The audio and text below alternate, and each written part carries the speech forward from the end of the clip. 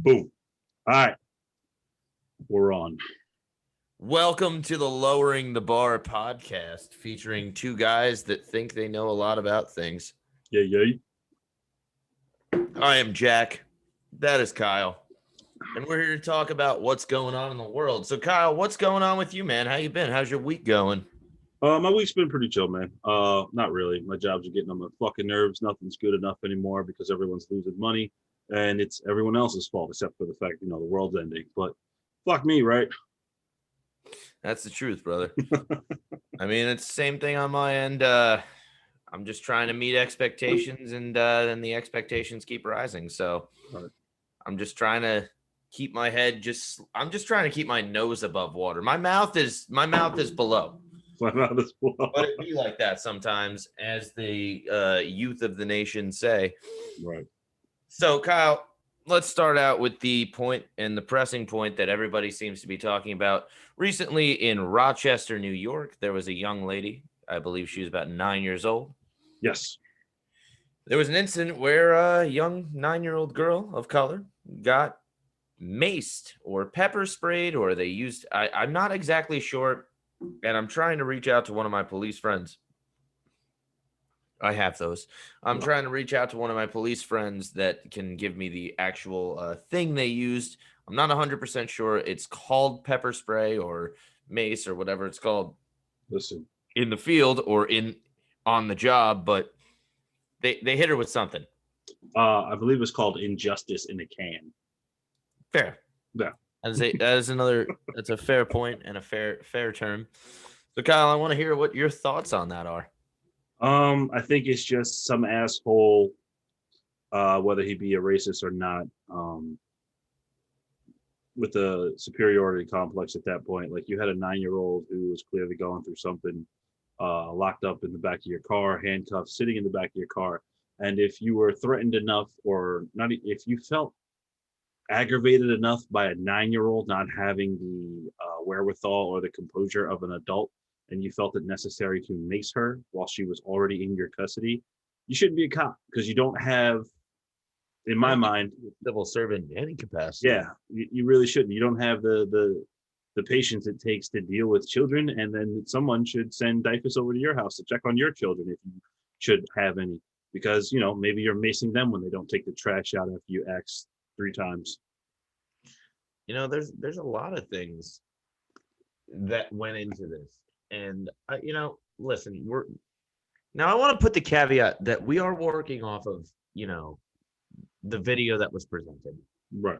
Okay, so listen, I'm not a context lord, but like, obviously there's further context to this. Obviously, this kid was in distress, and obviously there's a limitation to what force should be used on a certain type of person. I don't even think you're allowed to mace children. Yeah, that would be the limitation. I feel like in one of the things that I don't know if police are trained on, and I really wish I had like a good frame of reference for this. So I do want to reach out to some of my friends in law enforcement. I think that's an interesting term for me to say, but I want to reach out to some of my friends in law enforcement and be like, yo, what's the level of training that's given to police officers, at least in the state that we live in, which is New Jersey? What's the level of police training going towards dealing with children on, let's say, under the age of 14? I think that's a threshold. 14 is like a reasonable threshold where there's like, you're definitely more powerful than they are. Right. You know what I'm saying? Right. So I would like to know about that. But the bottom line is this, and I'll just tell you now, I am in a field where I work with children. I have taught kids from the age of 9 to the age of 18. Never once in my life have I thought to lay my hands on a child. Never once in my life have I thought to, I don't know, do anything of that sort. And it just feels excessive to a point. And it's very clear that this kid has mental issues. Like very, very clear. So from what I read, and obviously, again, preliminary stuff, so that I'm putting that caveat on there. My opinion can always, progress and evolve. But from what I understand of the situation, the kid said, "I want to kill the mother and myself." Correct? Is that? Did I read that correctly, Kyle? Yes, yes. If you can't overpower with 7 police officers a child without the use of mace, that's a problem. That's a massive. From what I understand, there are 7 officers responding to that call. If one of you can't wrangle in a 9-year-old girl, I would give the caveat of 2 because listen, man. I mean, just safely. If you, we're not all as big as you, Kyle. No, I'm just saying, as a grown man, as a man of, let's say your average height and size, weight wise, and all that. Let's just say your average build, Right. Healthy build, right? If you can't wrangle in a 9-year-old by yourself, with all the defensive trainings you have as an officer, to my understanding, I have a lot of friends that are firemen or firefighters. And one of the things that you have to be able to do is to be able to carry 100 pounds over your shoulder and drag it about 50 yards or pull it about 50 yards. And I just feel like there's so many different levels of nuance to this that it's just like, right. And in no level of nuance are the police correct in this scenario. And I don't want this to speak on behalf of all cops because listen, yeah, there's some decent cops. Yeah, there are. There's some people out there that actually might want to change the world. And I'm telling you, Kyle, they're not all the worst people in the world, but there's people among them that got into it for the wrong reason. And that goes across the board with every thing. But the problem is that if I did that as a teacher, if I had used force on a child like that, right, I would have been fired. There would have been no investigation. Immediately. It would have been immediate removal. Right. So that's something I think that needs to be looked at. In addition, this police department has been under scrutiny already. I believe his name is Daniel Prude. I was just brushing up on that. You have a naked man, clearly in a mental health scenario, high as hell on PCP and God knows what else, in the middle of the road, naked while it's snowing out. Your move, okay, with multiple officers on the scene, your move is to put a bag. Whatever you want to call the bag is semantics. You put a bag over the guy's head. Right. So it's clear that some of the tactics based on just what I'm seeing. And listen, I'm a dude. I'm just a normal dude that looks at what I'm shown and tries to make a judgment call. Neither of these scenarios required the amount of shit that they put on the people. Neither of them. Have you watched The Watchmen on HBO? Of course I have. That? Great show. Do you remember the opening scene? Tulsa? Yeah. No. With the cop. Where he pulls over the Rorschach guy. Yeah. That's the opening scene? It's not. No, it's one of the opening scenes. It's like the opening scenes after Tulsa. It's like to give you the. So the opening scene after the Tulsa incident that they remake is an officer pulling over a guy he believes to be a terrorist, a domestic terrorist. He goes back to his car and gets into his police car, and he has to request permission to remove his weapon from a electronically locked holster. Right. My thinking is, what would happen if officers started to have to be ask permission to enforce different things and to justify the force they're about to? And I know that wouldn't be applicable to every situation. I see it in your face. But imagine if he had to go, hey, I got this 9-year-old in the backseat of my car. She's completely handcuffed and sitting there. She's just yelling, screaming, and kicking the back of my seat. I feel it's necessary. I pepper spray her. Is that okay? So Like, do you need another person to tell you no, you fucking moron? That's not a good idea.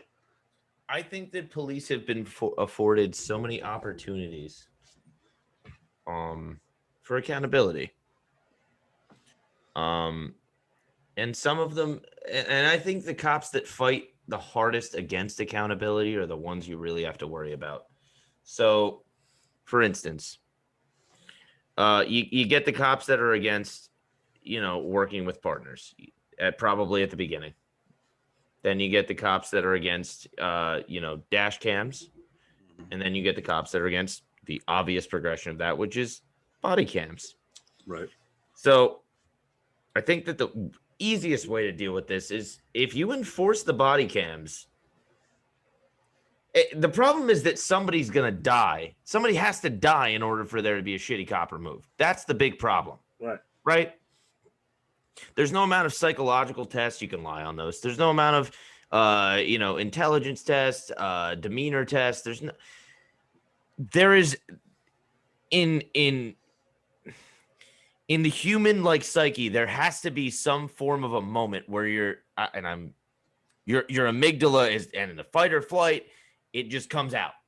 Right. Whatever your true, what I'm going to do in this scenario is going to come out. And it's tough to gauge that. No amount of training, no amount of anything is going to change that. So the problem is we don't need to put cops in that situation. We don't need to do it. And this is where the defund the police thing comes in. Now, listen, defunding the police is a fantastic fundamentally idea. Bad label to a good idea. And I'm telling you what I mean by it. No, it's exactly what it's a good way to piss off the wrong people. And I will never disagree with the concepts that are brought up by the concept of defund the police. Okay? What defund the police really means is we need to put it in other places, right? How come no one gets pissed off when you say that defunding the schools? What do you mean? They've been saying defund this. They've been defunding schools for decades, and no one's ever. Because I don't give a shit about what some fucking moron thinks. Just bottom line, I really don't. No, I'm just saying the same people who talk about defunding the police is they get the schools are all going to be liberal indoctrinators, and that's fine. You know what? I teach my kids pretty level-headed. Right. I tell them the truth. I'm not going to sugarcoat it. I'm going to paint both sides the way they deserve to be treated. Eisenhower did some good things. Truman did some good things. Everybody did some good things and some bad things. But the basic principle of defund the police, I agree with, in the sense that you need to defund certain things and throw that money to places where it's needed. Case in point. Okay, Kyle, you've been talking about Denver. Talk to me about Denver. So, Denver Chief Police, the past 6 months, they've been running a defund the police-esque prototype program where to certain calls where there may be mental health issues involved, they sent out a, what's the word I'm looking for? A mental health expert and a paramedic to the scene, I believe accompanied with police support, but the police are to play second banana to the professionals that handling the mental health crisis, which makes sense because they're the ones conducting the research and the experiment. In those situations, 6 calls a day, 5 days a week, Monday through Friday, the experiment went so well that the Denver chief of police wants to now make the department 24 hours a day, 7 days of a week, because it allowed his officers to focus on violent crimes and respond to things where they aren't, and not respond to things where they aren't actually needed or they actually don't help. Because what happens when they arrest people with mental health crisis? They go to jail. What happens when they're in jail? The jail gets bogged down with paperwork, booking, things of that nature, and officers, I will always say officers have a strenuous job. Don't get me wrong. I know it's a tough job. You're risking your life. You don't know what's going on out there. You got a target on your back, whether it belongs there or not, and it fucking sucks. I get that. I do. But you guys have been hiding behind the Blue Brotherhood or whatever the fuck you want to call it for so long. It's now starting to bite you in the ass. You didn't say anything before. We pleaded with you for decades to say something, to stop the shit, to help us get it done. The whole, there's just some bad cops, but you didn't get rid of the bad cops. So now we've got to find other ways to root out the bad cops because you didn't want to help us. So now we've got things like defund the police. Here we are. An ugly term with a beautiful solution to an ugly problem. It's a term that has been misinterpreted, and the problem with the defund the police concept. Okay, now listen, I watch everything as much as I can in a reasonable frame of time. The problem is with defund the police that it pushes the centrists further right. That has been the problem. Like guys like Joe Manchin. Right. You know, Joe Manchin is one of the Democrats who I don't even consider to be a Democrat. He is a true, he's a, and I hate using the term, but he's a dino as opposed to a rhino. He's a Democrat in the sense that he ran with Democrat money. And he said, defund my butt on Twitter. And I thought that was an interesting take, but the point is that I understand what the point is, and I generally agree with it. I agree that police budgets need to be looked at. There is no need for militarization of a police force in an area that is completely suburban. The area I grew up in does not need a tank, does not need anti-aircraft stuff, does not need that level of stuff. And now New York City, I get why they have it. I do. Know, dude. I don't know. What are you going to do in Brick, New Jersey when they pull up in all those lifted trucks? I'm not from Brick, New Jersey. I don't know what you're talking about. I'm talking about me when you pull up in Brick, New Jersey. Damn it. And they pull up in all those lifted trucks. And you don't have an anti-fucking war machine to stop them. You know, there's a lot to it. I think that defund the police, I think it just needs to be look at the budget, because what we're looking at the budget of, and if you're going to reallocate funds, and this is something that, and you need to also understand that every conversation that I've had with a police officer usually revolves around, okay, so everybody wants body cameras. And I think that body cameras are a fundamentally amazing thing for so many reasons. It increases accountability. There's no bullshit. You can't bullshit your way out of body camera footage. But they have. Fair. Because it's all about context. There's every single body cam footage thing we've seen has only justified it because you have the police policing the police. So every single internal affairs and internal investigations don't work. Right. And then what constitutes independent investigator? Right. What constitutes that? We don't know, because it's going to be this. So what Donald Trump did to Mueller, you'll see police do to whoever is investigating them. Right. Guaranteed. Right. I don't think which cop has been fired since the. Did what's his face get fired? Did Derek Chauvin get fired? No, he's fired. He's in jail. Did he get fired? He has relieved of his duties as a police officer. I'm pretty sure, yeah, because he got arrested. I don't even know if getting arrested gets you removed to being a cop. Hell, teachers don't even have that. Like, teachers do this internal investigation shit too, and I'm not a big fan of that either. I think that internal investigations are inherently flawed. He was fired from the Minneapolis Police Department. Justifiably so. And the other guys are on suspension. And listen, am I gonna say that it's a slam dunk case? In the sense of like, of course that's the one's a slam dunk. It has to be a slam dunk. Then you get somebody like Breonna Taylor. That was also a slam dunk. And then what happened? The fucking prosecutor lied. It all came out that he There you lied. go. So now they have to try and reopen the case and actually go over the evidence of what they were supposed to be looking at.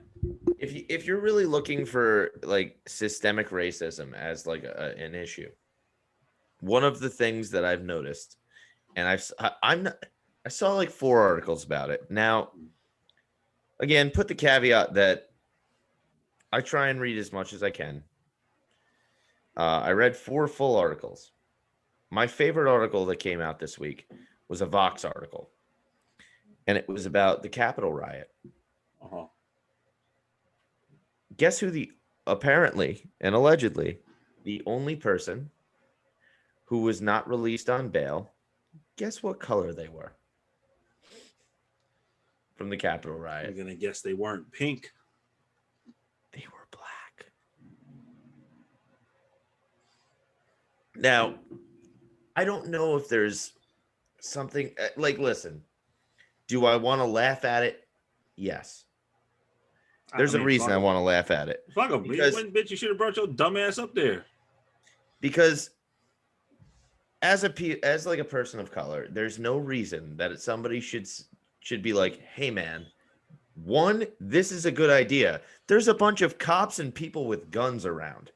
What could go wrong? And 2, like, if you don't, the people that went to that thing are people that don't acknowledge the fact that systemic racism is a problem in America. So maybe you fucked around and found out. Like, I'm not like, I obviously don't like the fact that it happened. What was he charged with? Oh God, I gotta look this up. But let's take a look. Black. Kyle, while I'm doing that, I'm going to ask you anything else. What else is going on with you? Because I don't want to make it seem as though we're just doing dead air. No, man. Just like I said, not much going on. Just been trying to avoid getting COVID, which my girlfriend currently has, and because this 5th or 6th wave or whatever it is. But I'm really interested to see what this guy did or what he's being charged with, because now we see that even though you're rooting for the right side, your skin color plays into it, and they're not going to protect you. But Joshua Black's his name. Of course it is. Oh, never mind. That's not his name. Oh, I looked up man of color, and it went with Joshua Black. Thank you, Google. You know what? I'm going to come back to this and do more research on it. Yeah, we'll come back to it. All right. But we're going to find out what it is he's being held on bail. Did they find the murderers of the police officer? Probably. I mean, most of them. So if you guys do end up at Blue Lives Matter. Yeah. So if you're on Instagram, one of the accounts that I really, really recommend that you follow is called Homegrown Terrorists. And it is a website dedicated specifically to identifying the people that were at the Capitol riot. Oh, yeah, I have seen that. It is an exceptionally well-run page. It is an exceptionally well-done page. And I do applaud that.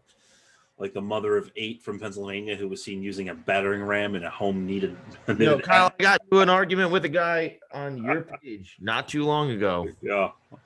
About you posted something about the 2 people that were at the riot from Asbury Park, right, and boycotting their business. And they posted a picture of it. And somebody, I don't know what the guy's name is in your mentions, but I got into quite a bit of a tiff with him. Yeah.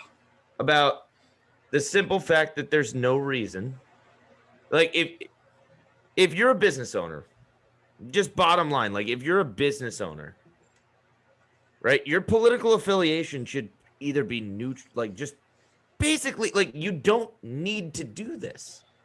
You don't. I understand espousing your beliefs on Facebook. That's one thing. but appearing at rallies is a totally different thing. And particularly when they're rallies that end up becoming raids and insurrection attempts. Why are they calling them insurrectionists instead of terrorists? Now, okay. So I've been reading a lot about this. So even I'm starting to get humbled back on the and listen, I got into a heated argument on the internet calling one of the people that went in there a terrorist. I think it's a dangerous label, and I'm going to tell you why. Now I hear you going, well, why can't we call them? It has nothing to do with the fact that they're white. It has to do with the fact that if we are going to create an extremist watch list, right? Mm-hmm. Who is inevitably target of extremist watch list, Kyle? What's that? What group of people is going to be inevitably the target of extremist watch list? Because it ain't white people. I'll tell you that right now. It's going to be people of color and Muslims. Muslims, yeah. Well, who also people of so color. Every time that somebody calls these people terrorists, right, and they want to say terrorists, you're going to see people going, like, all the people that are in charge of investigations are going to be like, okay, now COINTELPRO is back. Give me 1 second. Okay. What's the definition of terrorist? Somebody that seeks to inflict terror on another person via their action. I'm aware of what it means, Kyle. For the listeners, a person who uses unlawful violence and intimidation, especially against civilians, in the pursuit of political aims. Yeah. Can I ask a couple questions? Yeah, go ahead. Was unlawful violence inflicted? Yes, Kyle. I'm aware that they're, by definition, they're terrorists, Kyle. Oh, so definitions don't apply when people are white. First of all, I'm not playing that game. I'm just saying, answer the question. I'm saying that calling these people terrorists is going to call into, like, it is going to draw attention not to white people. Kyle, the system is broken. Right. If the system is focused on, like, in this instance, right? The white people are terrorists, right? Yes. In this instance, right? Yeah.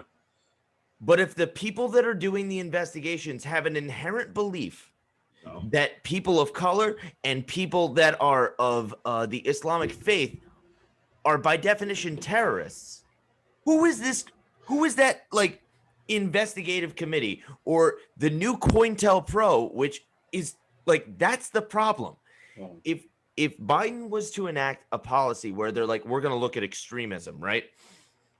The people the government's going to look at, because these people are highly focused on very specific groups of people based on their training, is going to be people of color and people that are Muslim. I promise you, Kyle, that will be the outcome. It won't be the right-wing extremism. So what you're saying is... What I'm saying is the FBI needs to focus on those people, but if you investigate it on a federal scale from a executive branch point of view, if you make that like an executive order, it's going to negatively impact. It's going to do the same thing that happened after 9/11, dude. I promise you. You're going to have Sikhs getting attacked. You're going to have people getting investigated by virtue of their name and their religion. I promise you, that's what's going to happen. Every single one of those motherfuckers needs to be arrested. Just to be crystal clear, every single one of those motherfuckers at the Capitol should be arrested and put in jail for an indeterminate amount of time. If you're wondering what he's explaining, it's called white privilege.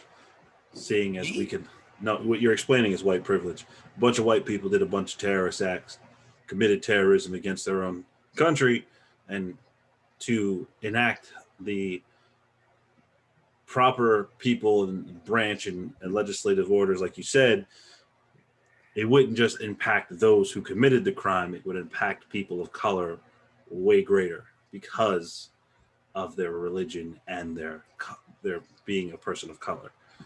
That, my friends, is white privilege in a nutshell. Y'all do something crazy, and we suffer from it. There's a really good New York Times. So Kyle, I really want you to, I'm going to share this with you in the chat just because I think it's important. There's a really, really, really good video that came out, and listen, I could be wrong, but I interact with a number of people of the Islamic faith, okay? And when the word terrorism comes into the zeitgeist of the public discourse, right? When people are talking about the word terrorism, okay, it's very difficult for the majority of the American population, right, to like extract the concept of terrorism from what they've known, like their understanding of what a terrorist looks like, what they act like, what their religion is. It's very difficult for people who went through 9/11 to extract that and be like, okay, this is also a terrorist. It's very difficult for them. Right. And I'm not talking about myself because I'm clearly trying to explain it, but it's tough. It's tough. The world that we live in has been built up where you have a bunch of boomer assholes posting things like, oh, I learned everything I needed to learn about Islam on 9/11. Like, these are the people that are going to get impacted, brother. Like, I'm telling you. And it scares the shit out of me. Every time they've gone after certain groups of people, it always ends up negatively affecting people on the left, people of color, and people of the Islamic faith. Every single time from a CIA, FBI standpoint. Every time. There's just no other way to describe it. Like, look at what the CIA did and the FBI did in the 1950s, 1960s, 1970s. Like, MLK was literally in COINTEL, like part of COINTELPRO. It was COINTELPRO. COINTELPRO is the counterintelligence program. No, I know what it is. I say he was COINTELPRO. He was probably the genesis of COINTELPRO. Him and Malcolm X and Huey P. and several others. Your black savior likes to sleep with white women when he has a wife. Yeah, so everyone likes to sleep with white women. What the fuck are you telling me for? White women are cool. I don't fucking know, man. It's disheartening, man, and Kyle, I'm not trying to burst your balloon or burst your bubble. I'm trying to speak out on behalf of people, and I know I don't have the right or the privilege, and I acknowledge that, but I'm trying to speak out on behalf of people that I know for a fact will be negatively impacted by any kind of focus on that, if that makes any sense. And I hope that came off the right way. Yeah. No, it's the ugly truth, man. It's just, no matter how far we try to come, eventually everything that we institute, every new legislative thing, they find a way to turn it around back on us, and make us so people can go, hey, look, see, you put that in place for you, but it ended up being that you guys were the problem. And I'm telling you, if they were to go after white nationalists, if you don't think they're going to try and investigate the shit out of BLM more than they've already been doing it. Yeah. Like, you know that, right? Like, like, Kyle, you're a smart guy. Like, you know that. I know, man. It's just like, it makes you feel like you'll never be part of, like they always tell you, just be part of the country, be a fucking patriot. Kyle, you're not an African American. You're an American. Like, right. But at any point in time, exactly. At any point in time, the systems that you want me to support can be my fucking complete downfall. It fucking sucks, man. That's gotta be scary. And most interactions I have with cops are positive, but that's also part of what you've been talking about. That's privilege. I mean, my interactions with officers has been, I don't want to say positive, it's been inconvenient. I've never been, most of the time when you're pulled over by a cop, it's not supposed to be exactly convenient. No, I mean, like, stupid shit, like, oh, they observe shake on my floor, so now I have to step outside my car, and as they search my car, or they can call for a dog and get a warrant because they see drugs or stupid shit like that. I've been pulled over because they told me I was swerving, or pulled over because the light above my license plate was out. Like, I get pulled over for goofy shit. So, like, it's never like I'm not, getting pulled over for speed. I've been pulled over for speeding once in my life, and it was by another black officer. Like, anytime I've been pulled over for goofy shit, it's been by some fucking green, wet behind the ears, crew cut still having, fresh out of the academy fuckhead who's telling me, you know, my fucking tire doesn't have enough PSI in it and he can see it from 100 yards away. I got pulled over one time, and I'm not trying to even remotely Yeah, I know. hate your experience. I need you to know that. My favorite experience with a cop that I've ever had, I got pulled over by a New Jersey state trooper for not having my seatbelt on, okay? He was 2 cars ahead of me and 1 lane over. I want somebody to explain to me how a human being has that kind of vision. I just, like, yeah, you got me. I did something wrong, but like, my guy. And this was my favorite part. The interaction with the police officer was actually fairly negative, but obviously not in the context of like negative. He was like, "Why are you shaking?" I've always grown up to be like, if a state trooper pulls you over, you messed up bad, like real bad. Because state troopers, they have better shit to do than to pull you over for minute shit. Right. That was not the case. I got a $46 ticket for not having my seatbelt on. And then he goes, "Why are you shaking?" And I go, he's like, what do you have, like a kilo in the car? I'm like, what? Like, why would that even, like, what's going through your mind that like, I have a kilo in my car? Like, I'm just driving to North Jersey right now. I'm driving on the Parkway. If I had a kilo in my car, why would I be driving on the Parkway? Oh, fucking A. Where, you know, there's signatures of the time. Like, I get what they're coming at, but maybe are criminals that stupid? Apparently, because the Capitol riot proved so. You'd be surprised. They can't even put a fucking mask on their own face. Like, I'm sorry. That, to me, that is the funniest thing in the history of crime, in the history of terrorism, in the history of whatever you want to call it. That is the funniest thing, is that a bunch of people that are anti-maskers are like, yeah, man, like, we're not just going to do this. We're going to take our masks. We're not going to wear a mask. The one time it would have been socially permissible and like situationally appropriate for you to wear a mask. You're like, nah, dude, we're going in. We're going in, brother. One guy wore an entire. We're a bunch of fat hogs that believe QAnon. And we're fucking. One guy wore an entire costume, painted his.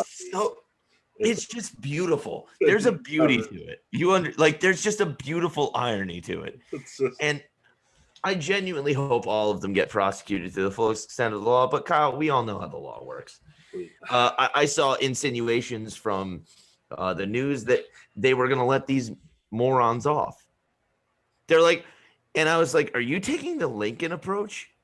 Like, you're gonna call this is Joe Biden trying to be Abraham Lincoln right now?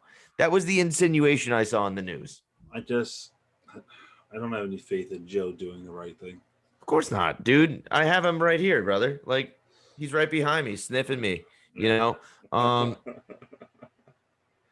the reason I have him is because first of all, the fact that I got that, I was really excited about. I have a Bernie one, I have an AOC one, I have a Trump one, I have a Ted Cruz one. I love them all. They're my little things that I put on my face. Shout outs to AOC for making the tax the rich sweatshirts that all the rich Republicans bought to make fun of her, to say, oh, you want to tax the rich, but you're charging $90 for a sweatshirt. The reason they cost $90 is because they're made in the U.S. and it's union made too. Right. Oh God. The thing about like AOC, I like AOC. I like on a surface level, I like what she does. Right. Lately, I think she's gotten a little off the beaten path for a couple reasons. AOC is one of those people that if she would get off Twitter, I'm telling you, dude, She could be 300 times the legislators. Like dunking on Ted Cruz. Like I could dunk on Ted Cruz. Like it's not hard, and like it's not impressive. But it should be someone on the same hill as him doing it. But you understand what I'm saying? Like I get there's that. there's not like you're not gaining points. But she's going to continue to win. That's her thing. She sits because there's nobody else doing it. They've been telling the left for years to get balls. Elon, man. I get, yeah, but they've been telling the left for years to grow some balls, and finally, the one person who doesn't have balls is the one who grew a set. There's several right now, like that whole squad, like Rashida Tlaib and Ilhan Omar, AOC, Mostly women. And they're mostly women and mostly women of color. Right. I like Cori Bush a lot. Cori Bush is 2 thumbs up from me. The problem is that they need to get off Twitter. And I understand that Twitter is where the discourse is happening. Right. But like dunking on Ted Cruz is like, at this point, what are you accomplishing by it? Like anybody could do it. It's the fact that he gets on there and people like him get on there and they spread the bullshit and no one says anything in return.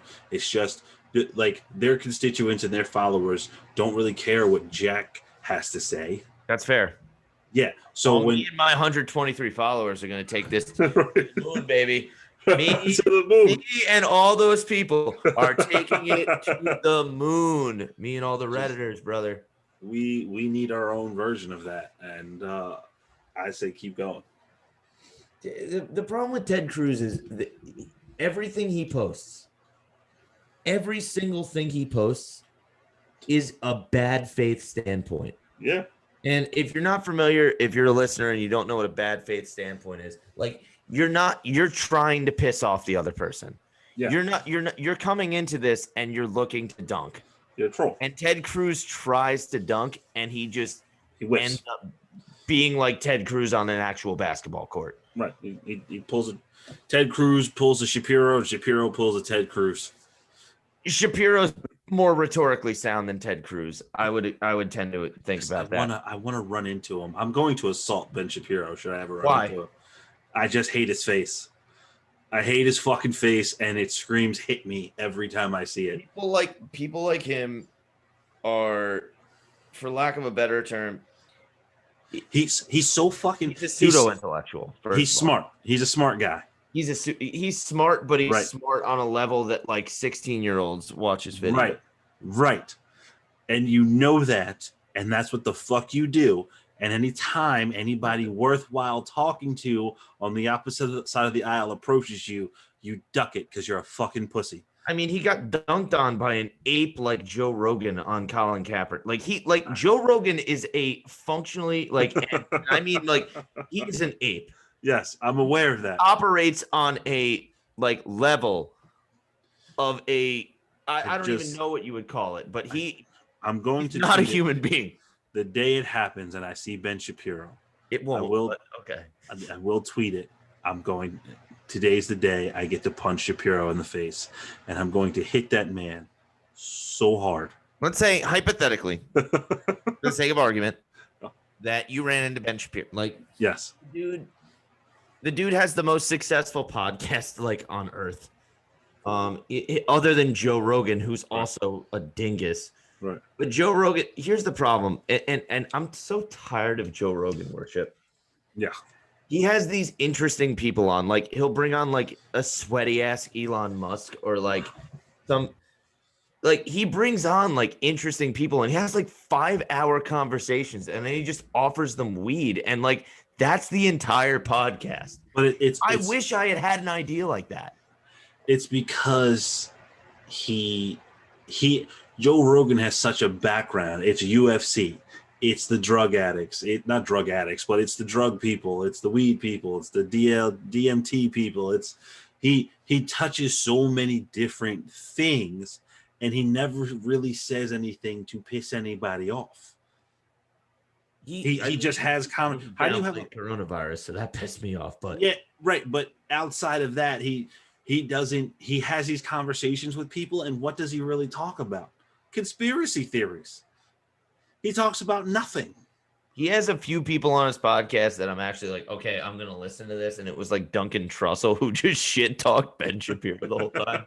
But Exactly. He gives people a platform to talk about. He asks questions, they talk about themselves. It's a five, like you get Dave Chappelle on, and anyone is going to listen to Dave Chappelle talk for 3 hours because Dave Chappelle's so interesting. You just want to hear him talk. he's ridiculous, but Right. yeah. So that's what he does. He gets on and he says, "Hey, do you like weed? Let's smoke." And just he does what we did all throughout high school. We smoked and we talked.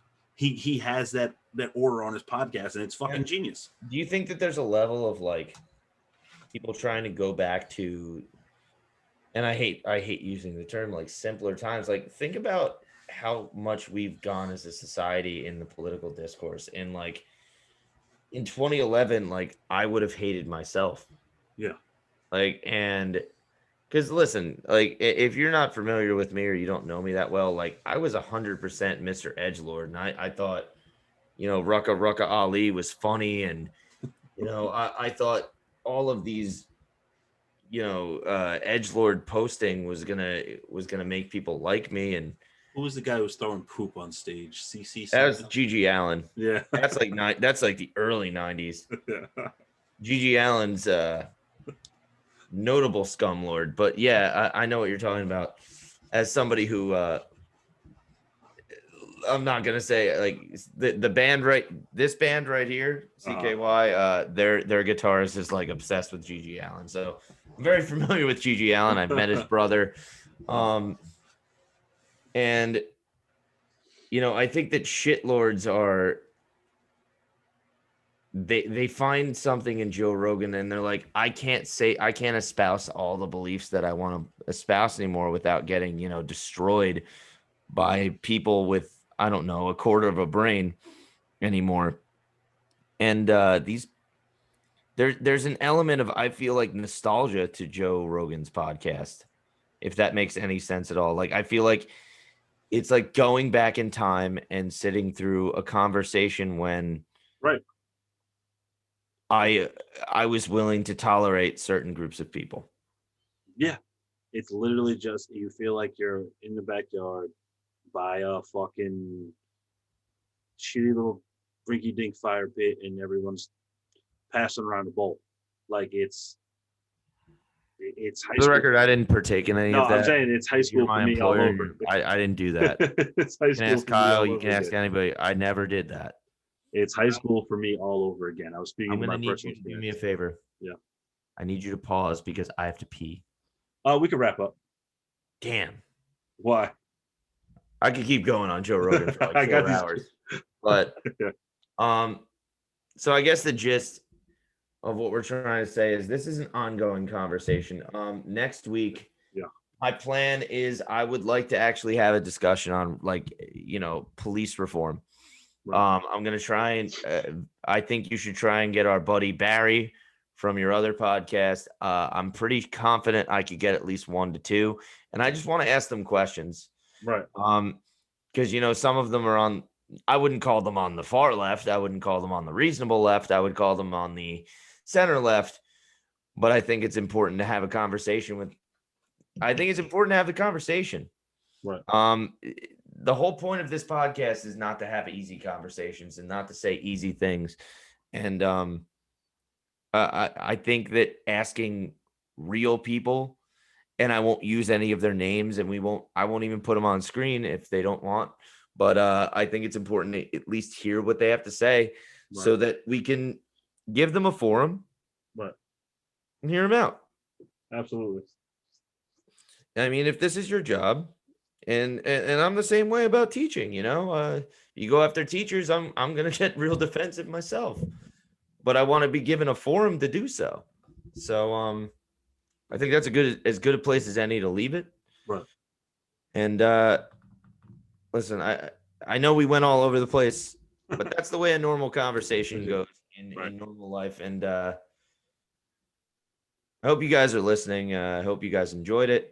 Yeah. We are going to continue this conversation definitely next week. Yeah, definitely. Absolutely.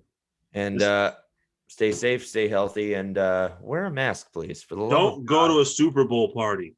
Yeah, they're not going to hear this before that, Yeah, Kyle. right. Super Bowl's tomorrow. I hope you didn't go to a Super Bowl party. I hope you didn't go to a Super Bowl party, and for the love of God, just act reasonably. Like, it's not hard. It's really not. Like, wearing a mask is the most minuscule imposition versus, like, I don't know, being intubated, or would you I don't get it anymore, Kyle. I don't know. All I know is if you're gonna be an asshole, at least go get the anal swab test. See if you have COVID. Can't wait to get one of those at CVS, brother. Oh, It's man. sexy. I've been getting. Never mind. That's it for lowering the bar. Before we go any further, we'll be back next Kyle week. telling too much information. Have a good night, everybody. Have a good day. Have a good weekend, wherever the hell you are. Just enjoy your life. Wow.